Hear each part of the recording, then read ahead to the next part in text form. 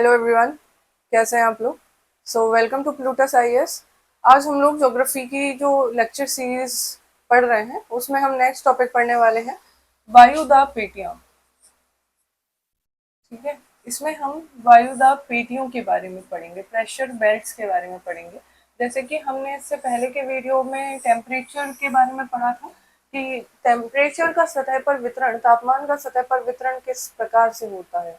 और तापमान, समान तापमान वाले स्थानों को मिलाने वाली काल्पनिक रेखाओं को हम समताप रेखाएं कहते थे। उसी प्रकार समान दाब वाले स्थानों को मिलाने वाली रेखाओं को हम समदाब रेखाएं कहते हैं।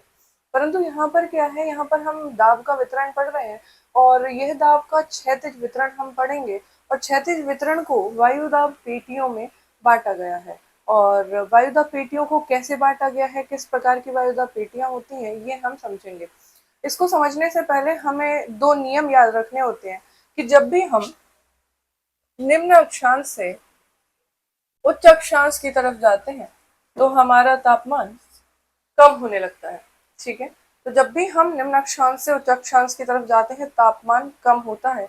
और हम ये जानते हैं कि तापमान के क्षैतिज वितरण में एक खास बात क्या होती है कि यदि तापमान बढ़ता है तो दाब घटता है। यानी कि ताप और दाब एक दूसरे के व्युत्क्रमानुपाती होते हैं। तो यदि तापमान बढ़ेगा तो दाब घटेगा और यदि तापमान घटेगा तो दाब बढ़ेगा। तो इसीलिए पूरे विश्व में, पूरे ग्लोब पर कुछ काल्पनिक वायुदाब पेटियां बनाई गई हैं कि किस पेटी में किस प्रकार का वायुदाब पाया जाता है और फिर उसका प्रभाव क्या होता है, उससे होता क्या है, वो हम देखते हैं। तो देखिए, यदि हमने ये एक पृथ्वी की इस प्रकार से एक संरचना बना दी और हम ये जानते हैं कि ये होता है हमारा 0 डिग्री। और 0 डिग्री पर हम तापमान के, जब हमने वितरण पढ़ा था तो हमने पढ़ा था कि 0 डिग्री पर काफी अधिक तापमान होता है। तो यदि तापमान अधिक होता है तो हमने अभी इसी नियम से देखा कि यदि तापमान अधिक होता है तो दाब कम हो जाता है। और ऐसा होता क्यों है, क्योंकि यदि तापमान ज्यादा होगा तो धरती की सतह पर जो वायु है वो गर्म होकर हल्की होकर ऊपर उठेगी। और यदि वो गर्म होकर हल्की होकर ऊपर उठेगी तो उससे होगा क्या, गर्म होकर हल्की होकर ऊपर उठेगी तो वो यहाँ पर दाब जो है उसको कम कर देगी।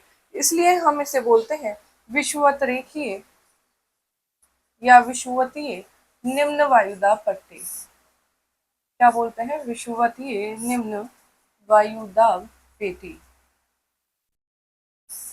ठीक है, एक तो हमने विषुवतीय निम्न वायुदाब पेटी बनाई। अब हमें एक चीज पता है कि अगर हवाएं ऊपर उठ रही हैं तो ऊपर जाकर के, क्योंकि तापमान ऊपर कम होता है, तो ऊपर जाकर के क्या होगा कि उनका तापमान भी, वायु का तापमान भी कम हो जाएगा और वो ठंडी हो जाएंगी। ठंडी होकर के उतरेंगी। तो ठंडी होकर के उतरेंगी कहाँ, वो यहाँ नहीं उतरेंगी। ठंडी होकर के कहाँ पर उतरेंगी, एक जहां पर उतरेंगी वहां पर उच्च दाब का निर्माण होगा। क्या आप इस बात से सहमत हैं? जहां पर उतरेंगी वहां पर उच्च वायुदाब का निर्माण हो जाएगा। और यदि उच्च वायुदाब का निर्माण हो रहा है तो यहाँ पर भी एक प्रकार की काल्पनिक पेटी बन जाएगी जिसे हम कहेंगे उपोष्ण कटिबंधीय उच्च वायुदाब पेटी।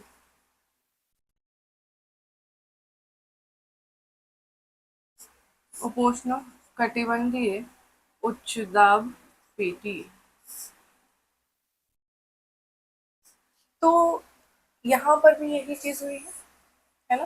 दोनों तरफ से वायु यहाँ पर गई और इधर से भी दक्षिणी गोलार्ध में भी यही चीज हो गई। तो हमने इसे उपोष्ण कटिबंधीय उच्च वायुदाब पेटी कहा। तो ये दक्षिणी गोलार्ध में भी होगी और ये उत्तरी गोलार्ध में भी होगी। अब देखो, हमें एक चीज हम जानते हैं कि कोरियोलिस बल पृथ्वी के घूर्णन के कारण उत्पन्न होता है। और जब कोरियोलिस बल उत्पन्न होता है तो उससे हवाओं की गति पर प्रभाव नहीं पड़ता बल्कि दिशा पर प्रभाव पड़ता है। तो यदि हवाएं उत्तरी गोलार्ध में है तो वे दाईं ओर मुड़ जाती हैं और दक्षिणी गोलार्ध में है तो वे बाईं ओर मुड़ जाती हैं। तो देखिए, यहाँ पर वायु उतरी। अब वायु की जो टेंडेंसी है, वायु की जो प्रवृत्ति है वो क्या होती है, वायु उच्च दाब से निम्न दाब की ओर प्रवाह करती है, उच्च दाब से निम्न दाब की ओर प्रवाहित होती है। तो अब यहाँ पर देखिए, उपोष्ण कटिबंधीय उच्च वायु दाब पेटी है। यहाँ पर हवा है तो वो दाईं तरफ मुड़ जाएगी। यहाँ पर जो वायु है वो दाईं तरफ मुड़ जाएगी, यानी कि इस तरफ उत्तरी गोलार्ध में। लेकिन दक्षिणी गोलार्ध में क्या होगा, इसको मैं शॉर्ट में लिख रही हूँ, उपोष्ण कटिबंधीय उच्च वायुदाब पेटी। ठीक है, और यहाँ पर दक्षिणी गोलार्ध में जो वायु है वो बाईं तरफ मुड़ जाती है। तो देखिए ये बाईं तरफ मुड़ गई है ना, किधर मुड़ गई है, बाईं तरफ मुड़ गई। ठीक है, ये दिशा हमें याद रखनी होगी कि किस तरफ ये मुड़ेगी। उसके बाद देखिए, जब यहाँ पर उच्च वायुदाब पेटी यहाँ पर बन गई, यहाँ पर बन गई, तो अब उच्च वायुदाब पेटी यहाँ पर है। अब एक चीज ये ध्यान रखिए कि जैसे हमने देखा था विषुवत रेखा पर तापमान बहुत ज्यादा होता है, उसकी वजह से वहां पर निम्न दाब बन रहा था। लेकिन 90 डिग्री यानी कि हमारे ध्रुवों पर तापमान अत्यधिक कम होता है, तो यहाँ पर क्या बनेगा, यहाँ पर उच्च वायुदाब पेटी बनेगी और इसे हम कहेंगे ध्रुवीय उच्च वायुदाब पेटी। क्या कहेंगे, ध्रुवीय उच्च दाब पेटी। अब हमें ये भी पता है कि उच्च दाब पेटी से निम्न दाब की ओर हवाएं चलती हैं, तो उच्च दाब से हवाएं चलेंगी निम्न दाब की तरफ। तो अभी हमने तो नहीं देखा कि यहाँ पर कहीं निम्न दाब पेटी है, तो निम्न दाब पेटी बन जाएगी जब यहाँ से हवाएं निम्न दाब की तरफ जाएंगी। तो कहीं ना कहीं बीच में यहाँ पर निम्न दाब होता है जिसकी तरफ ये हवाएं जाती हैं, यहाँ से भी और यहाँ से भी। तो बीच में एक निम्न दाब की पेटी बनती है जिसको हम बोलते हैं उपध्रुवीय निम्न दाब पेटी। क्या बोलते हैं, उपध्रुवीय निम्न दाब पेटी, उत्तरी गोलार्ध में भी और दक्षिणी गोलार्ध में भी। ठीक है, उपध्रुवीय निम्न दाब पेटी, उपध्रुवीय निम्न दाब पेटी, यहाँ पर है ध्रुवीय उच्च दाब पेटी। तो अब देखो यहाँ पर भी हमें उनकी दिशा को लोकेट करना पड़ेगा, कहाँ पर किस प्रकार से दिशा जो है वो बन रही है।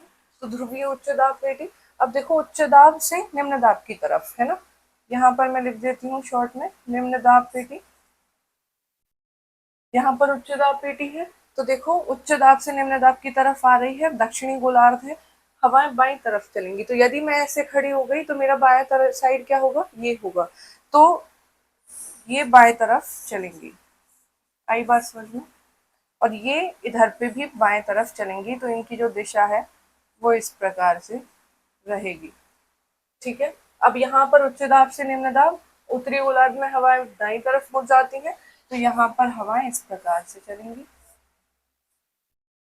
अब ये ध्रुवीय उच्च दाब पेटी है, तो उच्च दाब से निम्न दाब की तरफ आएंगी, तो फिर हमने निम्न दाब की तरफ आ रही है और दिशा क्या होगी, उत्तरी गोलार्ध में दाईं ओर। तो उत्तरी गोलार्ध में दाईं ओर है, यानी कि मैं यदि ऐसे खड़ी हो गई तो दायां साइड ये है, यानी कि हवाएं इस प्रकार से चलेंगी।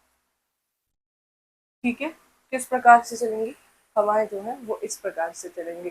ठीक है, तो आई होप आप लोगों को वायुदाब पेटियों का समझ में आया होगा कि किस प्रकार से कौन सी वायुदाब पेटी बन रही है और हवाओं की दिशा वहां पर किस प्रकार से है।